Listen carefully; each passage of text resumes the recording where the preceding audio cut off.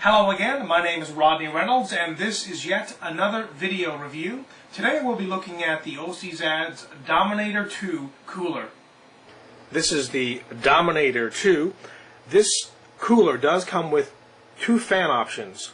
You have the YS Tech fan as well as the Delta fan.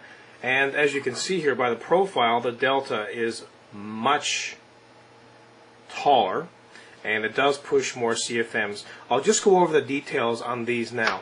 This one here again is the YS Tech. It's 60 by 60 by 25 millimeters. It pushes 40 CFMs, 7,200 RPMs, and the dB level on this is 46.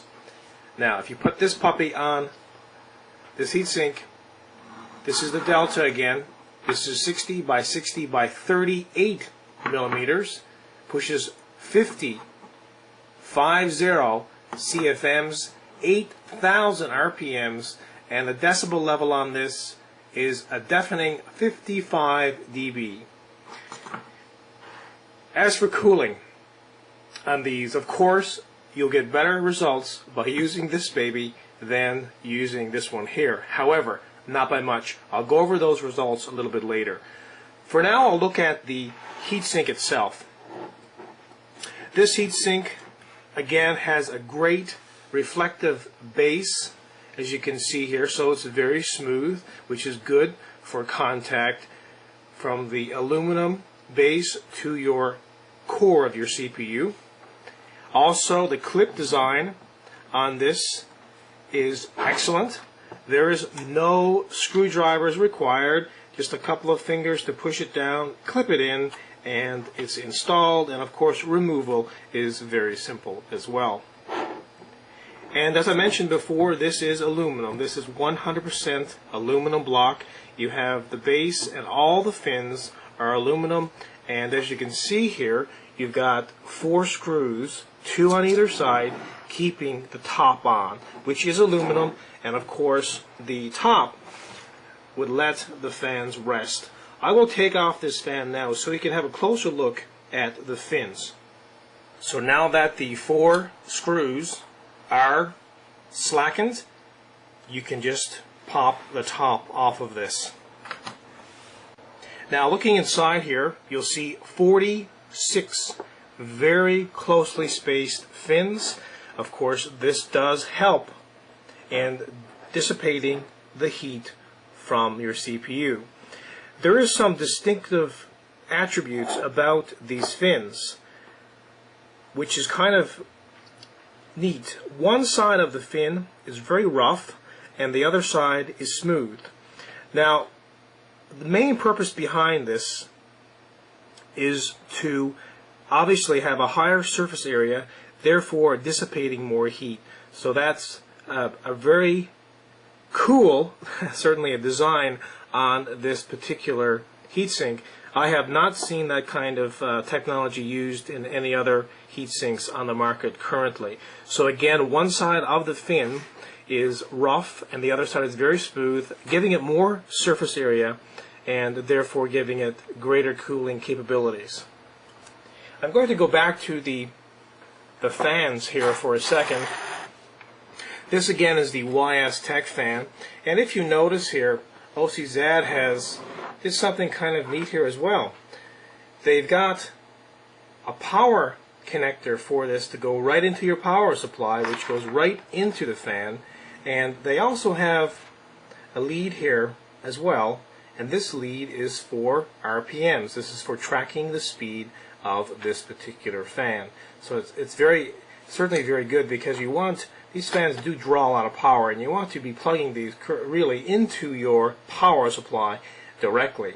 I will go over some of the results at the very end of looking at this product, but right now let's have a listen to the Delta, the 8,000 RPM, and the YS Tech fan, which is 7,200 RPMs, to hear the difference between them.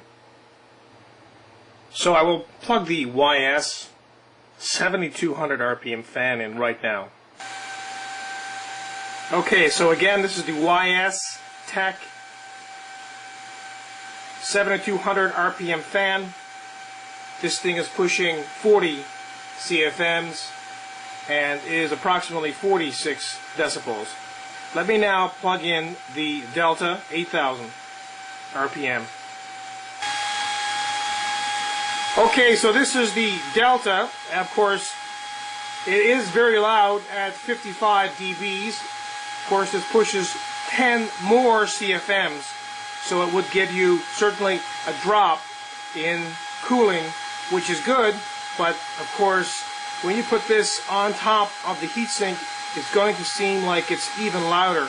I'll mount these two now on top of the heatsink so you can actually hear them when they're mounted to the heatsink. Again, this is the YS Tech 7200 RPM fan, and as you can hear, it normally is a little louder when you place these on a heatsink because of the fact, of course, it's pushing air in a confined space down through the fins on a heatsink block. Let's now look at the Delta. And here we have the 8000 RPM Delta. Of course, it's very loud, pushing 50 CFMs. The loudness level is 55 dB. The results on these are very impressive. I'll go over the 7200 RPM one first. This one here yielded a result of a temperature of 46 at max load, 36 at idle. This one here, the 8000 RPM, yielded a result of a degree Celsius difference lower. So at max load, this one here yielded 45. At idle, this one here yielded 35. So it's around a degree difference lower using this one here. And also, I'm using a AMD T-Bird 1.2 at 1.4 gigahertz, and the voltage is at 1.85. So indeed, some great results from a very inexpensive cooler. Overall, this is one incredible cooler. You've got three major pluses on this. You've got the cost, the performance, and the clip design. The cost, it's approximately $15 US. That's right, approximately $15 US on this model. Performance, as I mentioned before, is on par with some of the ones that are double its cost. And clip design, well, speaks for itself. Easy on, easy off, no screwdrivers required. So overall, I love this cooler. Cost versus performance, I personally do not think there's anything else on the planet that could equal it at this time. So a 10 out of 10 for this cooler. Again, my name is Rodney Reynolds, and this has been another video review. Be sure to check back in 4 days. I will have a brand new one for you then. Check out my website at www.3dgameman.com, and while you're there, check out our forums. Until the next time, take care.